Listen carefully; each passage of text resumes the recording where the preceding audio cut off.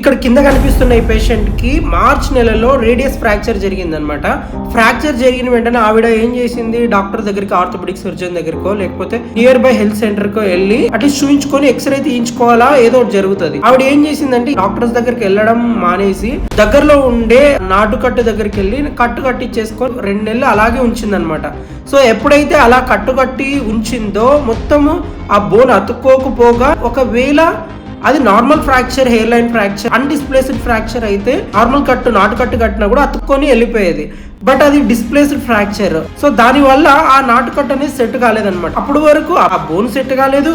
తర్వాత ఎక్కువ రోజు ఇమ్మొబిలైజ్ అంటే ఆ నాటు కట్టు ఎక్కువ రోజులు ఉంచడం వల్ల ఆ ఏరియా మొత్తము స్టిఫ్నెస్ ఎక్కువ డెవలప్ అయిందనమాట. తర్వాత ఆర్థోపెడిక్ సర్జన్ దగ్గరికి వెళ్తే ఆయన చూసి మళ్ళీ డిస్ప్లేస్ అయిన ఫ్రాక్చర్ ని ప్లేట్ అండ్ స్క్రూ ఫిక్సేషన్ తో సర్జరీ చేయడం జరిగింది.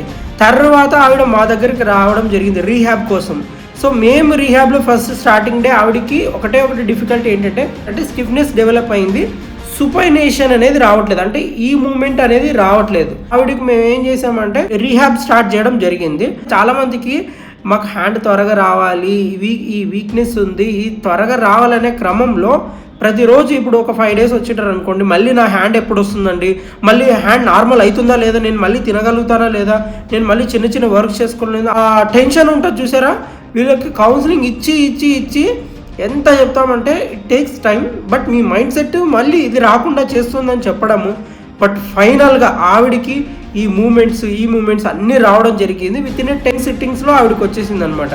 సో ఒక్కొక్కరికి ఇంకా టైం తీసుకుంటే, చాలా మందికి 10 కాదు, ఒక 1 month సిట్టింగ్ కూడా పడుతుంది అనమాట.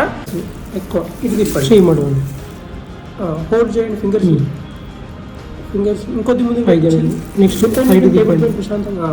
ఇప్పుడు ఫోల్డ్ చేయండి, ఒక్క ఫింగర్ లాస్ట్ ఫింగర్ ఇది వస్తుందా, కొద్దిగా వస్తుంది, ఇంకా మొత్తం ఫుల్ చేయండి.